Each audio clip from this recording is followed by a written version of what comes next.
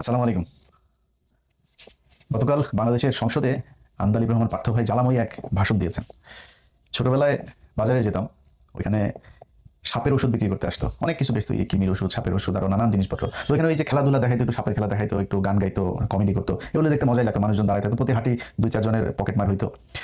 তো এই ইয়েগুলো দেখতে কিন্তু শ্রুতিমধুর, খুব ভালো লাগতো দেখে।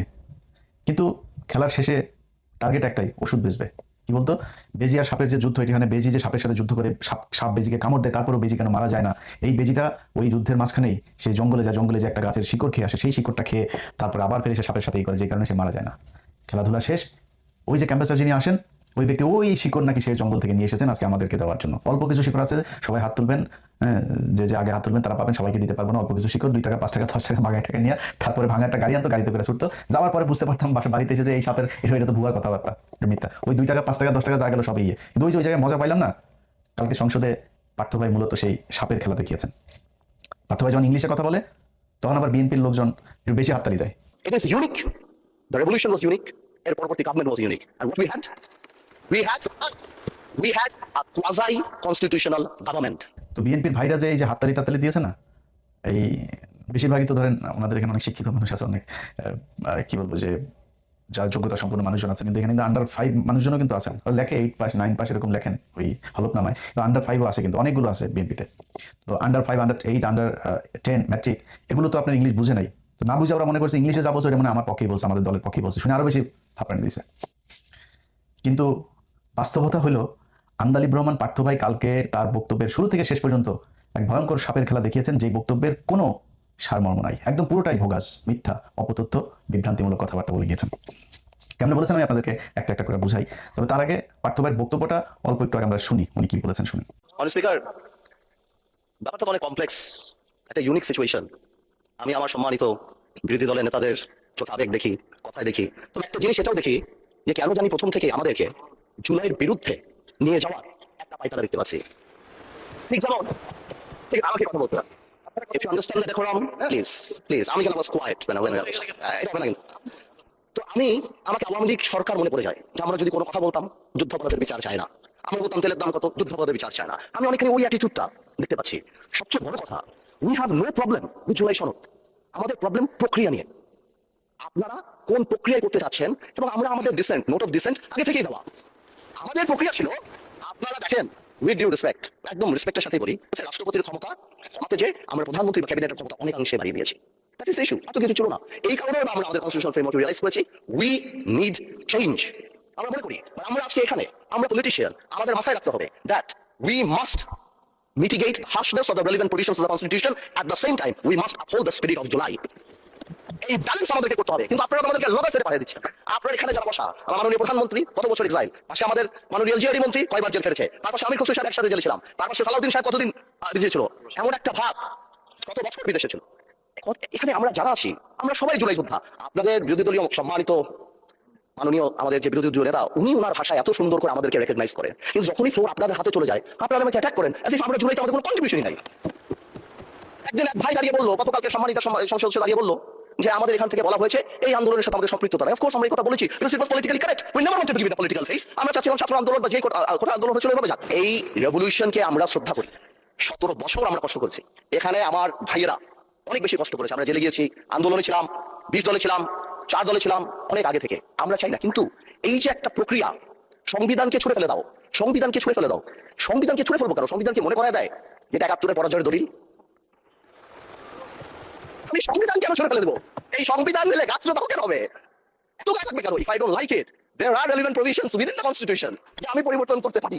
আমার দরকার কি যে আমি তাকে ছুঁড়ে ফেলে দেবো? পার্থ ভাইয়ের পুরো বক্তব্যের আপনারা যারা শুনেছেন, এটা আরো বড় আছে, দেখে নিন আপনারা ইউটিউব থেকে। এই বক্তব্য শোনার পরে আপনাদের কারোর কি মনে হয়েছে যে উনি বিএনপির নেতা নাকি বিজেপির নেতা? ওনার বক্তব্যের প্রথম প্রশ্ন হলো এটা। ওনাকে আগে আমাদেরকে বলতে হবে উনি বিএনপি না বিজেপি। এই গেল 1.5 মাসে এই সরকারের যে মেয়াদ, এই 1.5 মাসে আপনারা সোশ্যাল মিডিয়াতে, কোনো পত্রিকাতে, কারোর কোনো ফেসবুক পোস্টে, কোথাও কোনোদিন কেউ শুনেছেন কেউ আমদালিব রহমান পার্থ ভাইকে অ্যাড্রেস করে বলেছে যে পার্থ ভাই আপনি কেন জুলাই সনদের বিরুদ্ধে? বা বিজেপিকে বলেছে কেউ, ওনার রাজনৈতিক দল যেটা, কেউ বলেছে? কেউ বলে নাই। ওনাকে কেউ অ্যাড্রেসও করে নাই, ওনাকে অভিযুক্ত করে নাই, কিছু করে নাই। কিন্তু উনি নিজের গায়ে নিলেন অ্যাজ ইফ উনি একজন বিএনপির মন্ত্রী, বা মনে হয়েছে উনি বিএনপির মানে প্রধানমন্ত্রী বা মহাসচিব, এরকম একটা দায়িত্ব নিয়ে উনি কালকে বিএনপিকে খুবিয়ে দিয়েছেন। কারণ জিনিস কিন্তু হেভি জিনিস একটা, পার্থ ভাই কিন্তু কোনো সমস্যা হয় না কখনো। ধরেন আওয়ামী লীগ বিএনপি যখন যারা ক্ষমতায় আসে কোনো সমস্যা হয় না। একদিকে হেলাল সাহেবের মেয়ের জামাই ভাইও মোটামুটি ভালো নেতা টেতা ছিল, তারপরে ধরেন এখনো কোনো সমস্যা নাই, আওয়ামী লীগের ব্যবসা পাতি সব কিছু চলেছে, কোনো সমস্যা নেই। তো এখন বিএনপি আসার পরে তো ফুল ফেসে ওনাকে বিএনপি হইতে হবে, কারণ আওয়ামী লীগের অনেকের দায়িত্ব কিন্তু পার্থ ভাইয়ের হাতে, পার্থ ভাইয়ের মাথায়, পার্থ ভাইয়ের অনেকের ব্যবসা ট্যাবসা অনেক কিছু দেখাশোনা করা লাগে, তো এগুলো করা লাগে। ওনার কালকে যে বক্তব্য দিয়েছেন সেটাতে উনি বুঝিয়ে দিয়েছেন বিজেপি বলে বাংলাদেশে কোনো দল নাই, উনি বিএনপি। তো পার্থ ভাই আমি বলবো যে পার্থ ভাই আপনি এক কাজ করেন, আপনি আপনার দল অ্যাবলিশ করে দেন, করে আপনি বিএনপিতে করেন, অথবা দলকে এখানে কোয়ালিশন করেন, কোলাবোরেট করে, তারপরে বিএনপির সাথে আপনি মানে একটা সমঝোতার ভিত্তিতে একটা রাজনীতি করেন, সরাসরি বিএনপি করেন। আপনার বিএনপিরও আপনার মতো লোকের দরকার আছে, কথা টথা বলার, বুঝছেন না, ইংলিশ টিংলিশ বাংলা টাংলা মিলে সুন্দর করে কথা বলার লোক বিএনপিতে নাই। বিএনপির এই মুহূর্তে ধরেন আমি ওই যে মজ্জেম হোসেন আলাল ভাইটা, এরকম কিছু লোকজন আছে, এখানে সংসদেও কিছু লোকজন আছে, বাট বেশিরভাগই মানে একদম উপরের দিকের নেতাদের কারোর কথাই শ্রুতিমধুর না, শুনতে ভালো লাগে না, কেমন যেন মনে হয় আর কি। তো পার্থ ভাই একজন আছে, ওইটার প্রক্সি দিতে পারবে বিএনপির হয়ে, ওনার উচিত। এবং বাস্তবতা হচ্ছে আন্দালিব রহমান পার্থের কিন্তু কোনো দল নাই। বিজেপি নামে যে দল আপনারা দেখেন সেই দলের কিন্তু কার্যকরী কোনো কার্যক্রম কিংবা সাংগঠনিক কোনো কিছু নাই। ওনার এই দল বাতিল হয়ে যাওয়া উচিত। কারণ হলো ওনার দলের মহাসচিব যিনি আছেন তিনি আমাকে আজ থেকে 2 থেকে আড়াই মাস আগে একটা বক্তব্য দিয়েছেন, একটা অডিও এবং ভিডিও। প্রথমে অডিও নিয়েছিলাম, এরপর আবার ভিডিও উনি দিয়েছেন, সব মিলে ঘন্টাখানেকের একটা রেকর্ড আছে। তো পার্থ ভাই যেহেতু আবার ওনারা কিন্তু আমি পুরোপুরি মানে যেই অ্যাঙ্গেলে আওয়ামী লীগকে বলতাম ওইভাবে কিন্তু পার্থ ভাই বিএনপির লোকজনের বলতে পারি না, কারণ ওনাদের তো একসময় পছন্দ করি, এখনো পছন্দ করি, একদম করি না তা না। পার্থ ভাই প্রতি একটু রাগ আছে, উনি প্রথম আলো গিয়েছিলেন, বাট অত বেশি রাগ নাই, আবার এরপরে ওনার সাথে কথাবার্তা হয়েছিল। তো উনি মহাসচিব ওনার যে অভিযোগ করেছে সেই অভিযোগ ভয়ঙ্কর অভিযোগ। ওনার দলের মহাসচিব ওনার বাবার সাথে রাজনীতি করেছেন, রাজনীতি করার পরে উনি কিন্তু এই দলের চেয়ারম্যান হতে পারতেন, কিন্তু ওনার বাবার সন্তান যেহেতু অল্প বয়স, তারপরেও আন্দালিব রহমান পার্থকে উনি চেয়ারম্যান করে দিয়েছেন সম্মান দেখিয়ে। অথচ সেই ব্যক্তিকে এই যে এবার নির্বাচন গেল না, উনি বারবার চেয়েছেন যে উনি মনোনয়ন নেওয়ার জন্য তারেক রহমানের সাথে একটু কথা বলার জন্য, তারেক রহমানের সাথে কথা বলতে দেওয়া হয়নি। ওনার আশপাশে যারা আছেন মহাসচিবকে জিজ্ঞেস করে কাউকে নেয়ও না, কাউকে বাদও দেয় না, সব নাকি আওয়ামী লীগ, ছাত্রলীগ, যুবলীগের লোকজন নিয়ে পার্থ ভাই এখন তার দল বানিয়েছে। আচ্ছা, তারপরে হলো গিয়া উনি আটক হয়েছিলেন না জুলাই আন্দোলনের শেষ দিকে, 5ই আগস্টের ঠিক আগ মুহূর্তে। এই আটক হওয়াটা আটক ছিল না, এটা স্বেচ্ছায় শেখ মুজিবের মতো পাঞ্জাবি লুঙ্গি ইস্ত্রি করে তারপরে পাকিস্তানিদের হাতে ধরা দেওয়ার মতো। হারুনুর রশিদ হাউন আঙ্কেলকে নাকি মহাসচিব পাশে ছিলেন, তিনি নিজে ফোন দিয়ে হাউন আঙ্কেলকে, এই কথা তো জানে না যে হাসিনা যে পলায় টলায় যাবে, হারুন ভাই আমার লোক পাঠান, আমার নিয়ে যান, আমার যদি এখন না নেন তাহলে এটা সবাই খুব ফিসি মনে হবে, সবাই বুঝে যাবে যে এটা আমি আসলে কাদের লোক, তো আমার নিয়ে যান। এতক্ষণ যা বললাম না ওনার দলের ব্যাপারে, এই কথাগুলো আমার না, ওনার লম্বা বক্তব্য, আমি ওইখান থেকে আপনার 2-1 মিনিটের একটু বক্তব্য শোনাই। ওনার মহাসচিব যে কথাগুলো বলেছে ওই মহাসচিবের বক্তব্যে এই কথাগুলো আছে, আমি নিজের থেকে কিছু বানায় বলিনি। আপনার সাথে এই দলটা তৈরি করছি, এসআর সাহেবের সাথে আমরা বের হয়ে গেলাম শুধুমাত্র একটা মাত্র কারণ যে এসআর সাহেব আওয়ামী লীগের সঙ্গে থাকবে এই জন্য উল্টো দিকে চলে যাবে, আমরা জানতাম যে উনি চলে যাবে। হ্যাঁ, তো নাজিব রহমান বলছে যে উনি এখানে এরকম করতেছে, এবং যেদিন থেকে এটা আমরা দলটা তার সাথে ভাগাভাগি হয় ওই দিন পার্টির বিষয়ে অনেক ঝামেলা হয়েছে। ওই দিন নাসিম মুস্তফা, সাবিম মুসলিমের বড় ভাই বলছিল ওর সাথে আমার টাকা ধাক্কা হয়েছে। তো পরবর্তীতে মন্দির মারা যাওয়ার পরে, মানে নাজিব রহমান মন্দির মারা যাওয়ার পরে আমরা পার্টি বানাইলাম দলের। তার মাও বেঁচে গেছে, তার মায়ের আগে বিদায়, তার মায়ের মতো সরাসরি শেখ হাসিনার আপন মামাতো বল, কারণ উনি প্রায় ওনাদের ইচ্ছা বলে, ওদের কাহিনী বলে, কোনের কাহিনী, তাছাড়া তার নানা ছবি, ছবি, তার বাড়ি ছবি সামনে দিয়ে কান্নাকাটি করে, এই সমস্ত কারণে ওনাকে আমরা সাপোর্ট না করে পাঠ করে বানিয়েছি। তো পার্থ ঠিকই ছিল, সমস্যাটা হচ্ছে সে একটু আওয়ামী পোষণটা করে খুব কায়দা করে কিন্তু বক্তব্য দেয়, চট্টগ্রাম খুব সুন্দর বক্তব্য দেয় আওয়ামী লীগের বিরুদ্ধে, এইটার উপরেই সবাই খুশি হয়ে যায়, কিন্তু সে বিতর্কিতভাবে সে ক্ষতি করে। এটা এটা তো এটা আমি দলের সেক্রেটারি হিসাবে আমি যেভাবে বুঝি বা আমার দলের লোকজন যেভাবে বুঝে এটা তো আর সবাই বুঝবো না, বা আমরা যেটা দেখি নিজের চোখে। আর আমি বলছি আর কি, এইবার তাই বলছি, তো আমার বলতেছে আমার উচ্চারণে বলে যে বাবার সাথে রাজনীতি করছি, তোমরা যাই বলো, আমি কি এখন আত্মীয়তা অস্বীকার করে পারবো?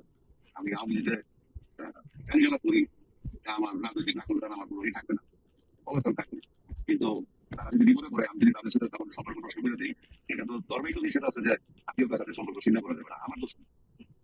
হ্যাঁ, আর দলের কমিটির ব্যাপারে সে এটা নিয়ে যেহেতু আওয়ামী লীগের লোক আর বলার লোক, এর বাইরে আর কাউকে তেমন ই করতে চায় না, যার জন্য আমি এককভাবে সই করে। এই বিষয়ে আন্দালিব রহমান পার্থ ভাইয়ের রাজনৈতিক অবস্থা আর কি। তো ওনার দল বলে এখন আর কিছু নাই, এই দল দিয়ে যে জীবনে কোনোদিন ক্ষমতায় আসতে পারবে সেটাও না, আবার কারোর সাথে কোয়ালিশন না করলে যে কোথাও এমপি হতে পারবে ওইটাও আমার মনে হয় না যে কখনো সম্ভব। এই কারণে উনি বিএনপিকে পুরো ওন করে তারপরে বিএনপির হয়ে উনি জামাতের বিরুদ্ধে সর্বোচ্চ ম্যাক্সিমাম অ্যাটাক করেছেন। ম্যাক্সিমাম অ্যাটাকের মানে শেষ মাত্রাটা কোনটা? জামাত ইসলাম নাকি কবে বলেছেন যে সংবিধান ছুঁড়ে ফেলে দেওয়ার কথা, আমি শুনি না জামাত ইসলামের কে কথা বলেছেন। ইভেন ওনারা মনে হয় এটা বলেও নাই, যেটা চায় এই সংবিধান আমরা চাই না, এই সংবিধান সংশোধন হোক, রিপ্লেসমেন্ট হোক আর যেটাই হোক, এটা জামাত ইসলাম চায়, আমরা চাই, দেশের মানুষ সবাই চায়, ইভেন বিএনপির মানুষও চায়।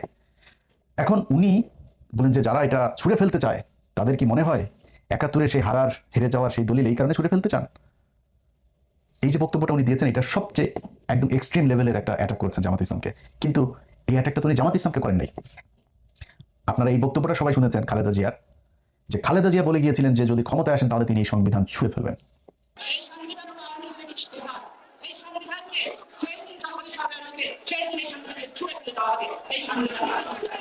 তাইলে এখন বলেন আপনি, আন্দালিব রহমান পার্থ এটা কি খালেদা জিয়াকে বলেছেন না জামাত ইসলামকে বলেছেন? আর আওয়ামী লীগ মনে করে খালেদা জিয়া, জিয়াউর রহমান এরা সবাই পাকিস্তানের লোক, পাকিস্তানের এজেন্ট ছিল, রাজাকার ছিল, পাকিস্তানের হয়ে বাংলাদেশের মানুষের বিরুদ্ধে যুদ্ধ করেছে। এটা শেখ হাসিনা বহুবার বলেছে, খালেদা জিয়া হলো প্যারে পাকিস্তান এগুলো বলে কথা বলেছে, এটা আপনারা শুনেছেন অনেকেই। आए मेरे जान प्यारे तमान आंखों की तारा আসমান কি চান মেরে জান পাকিস্তান, এ হলো খালেদা জিয়ার কথা। বিএনপির হৃদয় তো থাকে পাকিস্তান, তাদের মনেই আছে পাকিস্তান, দিল মে হায় প্যারে পাকিস্তান। এইসব কারণেই, এই যে পাকিস্তানের পন্থী এগুলো বলার কারণে কিন্তু আজকে পর্যন্ত এই মুক্তিযুদ্ধের বিষয় নিয়ে খালেদা জিয়া এবং হাসিনা, এই যে জুলাইয়ের যে আন্দোলন হলো 15 বছরের যে স্বৈরশাসন, এগুলো সব কিন্তু মুক্তিযুদ্ধের এগুলোকে কেন্দ্র করে। এবং আন্দালিব রহমান পার্থ আবারও ফের সেই ৭১ নিয়ে এখানে খোঁচাটা দিলেন। তিনি যেটা করেছেন এটা আমি মনে করি জামাত ইসলামকে এর চাইতে বেশি বড় অ্যাটাক করে কথা বলার, আমি জানি না জামাত ইসলামের কেউ কোনোদিন সংসদে দ্বারা আন্দালিব রহমান পার্থকে বা সরাসরি দেখা হইলেও বলেছে কিনা, কিন্তু আন্দালিব রহমান পার্থকে অ্যাটাকটা করতে হয়েছে কারণ ওনাকে তারেক রহমানের সাথে বিএনপির সাথে এমন খাতির দিতে হবে অ্যাজ ইফ এটা মনে হয় যে আন্দালিব রহমান পার্থ মানে বিএনপির বিশাল বড় একজন শুভাকাঙ্ক্ষী, এই কারণে তারা তেলবাজি করে ওইখানে যাইতে হবে, এই জন্যই সেটা করেছেন। এখন আমার কথা হলো যে যেই সংবিধান নিয়ে আপনি মানে যে বিষয়টা নিয়ে আলোচনা, যে এই জুলাই সনদ, এটা বিএনপির কেউই চায় না। ওনার বক্তব্যে উনি বলেছেন যে বিএনপি এটা চায়। তারা জামাত ইসলাম এমনভাবে কথা বলে আমাদেরকে জুলাইয়ের বিপক্ষ প্রতিদ্বন্দ্বী হিসেবে আমাদেরকে দাঁড় করিয়েছে, বা এটা জামাত ইসলাম দাঁড় করায় নাই। আপনি যে বিএনপির হয়ে কথা বলতে চাচ্ছেন, বিএনপি শাস্তে চাচ্ছেন, আপনার সেই বিএনপি এই কাজ করেছে। কি করেছে একটা একটা করে বলি। নির্বাচনের আগে ভারতীয় পত্রিকা আনন্দবাজার থেকে শুরু করে NDTV, India today, Indian express, Times, এরা সবাই কি বলেছে যে তারেক রহমান ভারতের সাথে কথা বলে এসেছে এবং তাদেরকে সেই নিশ্চয়তা দিয়ে এসেছে যে তারেক রহমান বাংলাদেশে গেলে হাসিনার রাজনীতি আবার আওয়ামী লীগকে স্বাভাবিক রাজনীতি করতে দিবে, হাসিনার বিরুদ্ধে সব মামলা তুলে নিবে। এটা যে ওদের পত্রিকা বলেছে সেটা না, খালি দলের মহাসচিব থেকে শুরু করে অনেক নেতা এই কথা বলেছেন, আওয়ামী লীগের কোনো মামলা রাখা হবে না, আওয়ামী লীগ বিএনপি ভাই ভাই, আওয়ামী লীগের লোকজন সব বিএনপিকে ভোট দেখ, এই কথা আপনারা প্রকাশ্যে নির্বাচনের ক্যাম্পেইনের সময় বলেছেন। নির্বাচন শেষ হয়েছে, প্রথম বক্তব্য সালাউদ্দিন আহমেদের, আমরা এই সংস্কার গণপরিষদের যেই শপথ এটা আমরা নিব না। হ্যাঁ ভোট না ভোট দিল বাংলাদেশের 80% মানুষ হ্যাঁ পক্ষে ভোট দিল। সালাউদ্দিন সাহেব বলে দিলেন এইটা, এই হ্যাঁ ভোট না ভোট এগুলি কোনো বিষয়, জুলাই সনদ এগুলো, কয়েকজন এমপিও বলেছেন এই কথা। সালাউদ্দিন আহমেদ অফিসিয়ালি বক্তব্য দিলেন, যদি এইটা হয় ওইটা হয়, শিলং থেকে এই মেয়ে এনে দেয়, শিলংয়ে আমার আগে যে মদ খাইতে দিত সেই ব্র্যান্ডের মদ দেওয়া হয়, তারপরে শিলংয়ে যাওয়ার আগে যে মাগি নিয়ে আমি ধরা খেয়েছিলাম সেই মাগিকে যদি আমার সাথে নিয়মিত আসতে দেওয়া হয়, আমাকে যদি এগুলি করতে দেয়, নানান হয় টয়ের পরে যদি হয় তাহলে হতেও পারে। সালাউদ্দিনের বক্তব্য এটা।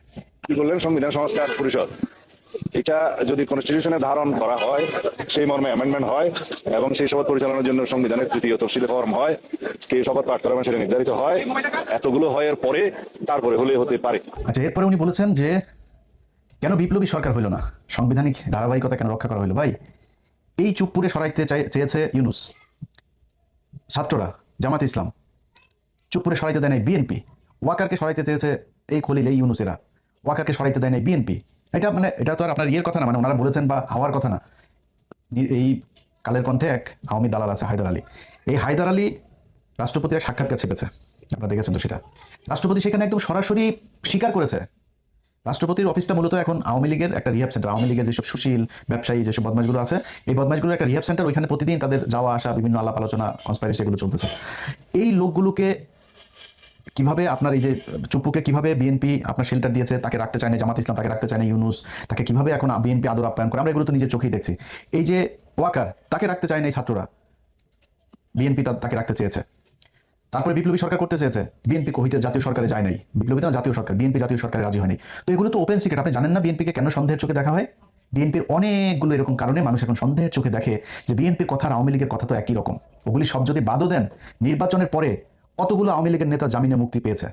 এলাকায় আওয়ামী লীগের লোকজন, আমার এলাকার কথা বলে, আওয়ামী লীগের লোকজন সব এখন ওপেনে আরামসে চলাফেরা করে, সব বিএনপির দলে গিয়ে ভিড়েছে এবং বিএনপি তাদেরকে শেল্টার দিচ্ছে। বিএনপির এমপি তিনি নিজে বলেছেন, হারুন নিজে বলেছে যে থানা ঘেরাও করা হবে যদি আওয়ামী লীগের কাউকে ধরা হয়।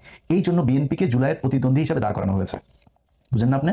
এমনিতেই গাইবি আওয়াজ এসেছে আপনার কাছে আর আপনি শুরু করে দিলেন। মূলত আপনি জানেন, আপনি কিন্তু কথারে মানে টকশো করার জন্য আপনি অনেক এক্সপার্ট, আপনি এই কথার এগেনস্টে কি বলতে হবে সেটা আপনি খুব ভালো করে জানেন, কিন্তু বলেন নাই, না বলে এই যে আজকে টেবিল চাপড়াইছে না বিএনপির অশিক্ষিত কিছু লোকজন, এদের এই চাপড়ানিটা খাওয়ার জন্য আর হলো গিয়া নিজে বিএনপির একটু তেল দিয়ে তারপরে পদধূলি পাওয়ার জন্যই আপনি এগুলো বলেছেন। এটা আমরা বুঝি পারতে হয়, আপনি এত অজ্ঞানী বা এত অশিক্ষিত মূর্খ লোক না, আপনি সব বুঝেন, বুঝেই তারপরে এগুলো করেছেন।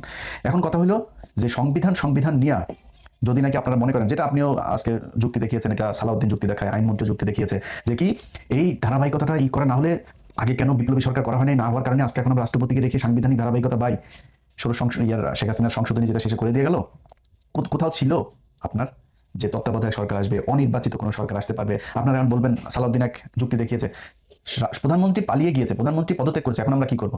প্রধানমন্ত্রী তো বলেছে আমি পদত্যাগ করি নাই, এখন আপনি কই যাবেন? কথার কথা, আমার বিশ্বাস শেখ হাসিনা অধ্যায় বাংলাদেশে শেষ, আওয়ামী লীগ বাংলাদেশে আবার আসবে, হয়তো জাতীয় পার্টি হয়ে তারপরে আসবে, এর বাইরে আর কোনো রাস্তা আমি দেখি না। আওয়ামী লীগের যা যা করার এগুলি বিএনপি করে যাচ্ছে, প্রক্সি দল হিসেবে ভালোই করছে, ওনারা ভারতকে মনে সুযোগ সুবিধা ভালোই দিবে, তো এটা আমাদের আর দরকার, ভারতের হয়তো আর দরকার হবে না আওয়ামী লীগের, যে কারণে আওয়ামী লীগ অধ্যায় শেষ। বাট আওয়ামী লীগ যদি মানে হাইপোথেটিক্যালি যদি আওয়ামী লীগ কোনোদিন কামব্যাক করে, আপনি কি মনে করেন আপনারা যেইভাবে সংবিধান একটু নাড়াচাড়া করতে চান না, রাষ্ট্রপতিকে রেখে এগুলো মানবে আওয়ামী লীগ? সব কয়টার ফাঁসি হবে, সব কয়টার বিচার হবে, একটাও বাঁচতে পারবে না। সে তো সংবিধান করেন কেন? মানুষের জন্যই সংবিধান।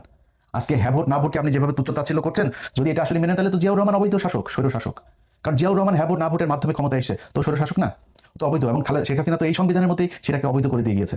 আপনার সরকার তো অবৈধ, এই জিয়াউর রহমানের সরকারটা। তো আপনি এখন এসে সে জিয়াউর রহমানের মতো করেই একটা গোজামিল দিয়ে তারপরে আপনি সরকার গঠন করে মনে করছেন যে আমরা সাংবিধানিক ধারাবাহিকতায় সরকার হয়ে গিয়েছে, এটা মনে করার কোনো কারণ নেই ভাই। জিয়াউর রহমান, আমি ওনার পছন্দ করি, অনেক ভালো গুণ ছিল ওনার, কিন্তু ওনার জীবনে এই যে মেজর ডালিম সহ কর্নেল হুদা, তারপরে কর্নেল রশিদ, তারপরে আরো যাদেরকে লেফটেন্যান্ট কর্নেল রাশেদ, ওনাদেরকে যে দেশ থেকে বের করেছে না, বের করে যে চোর বাটপারে নিয়ে তারপরে পাশে রেখেছিল, ধান্দাবাজ, তারপরে তেলবাজ, সেগুলি কিন্তু তাকে এই মঞ্জুটঞ্জু এরাই কিন্তু তাকে মেরেছে, এর সাথে তাকে মেরেছে। অথচ তিনি ডালিমদেরকে বের করে দিলেন।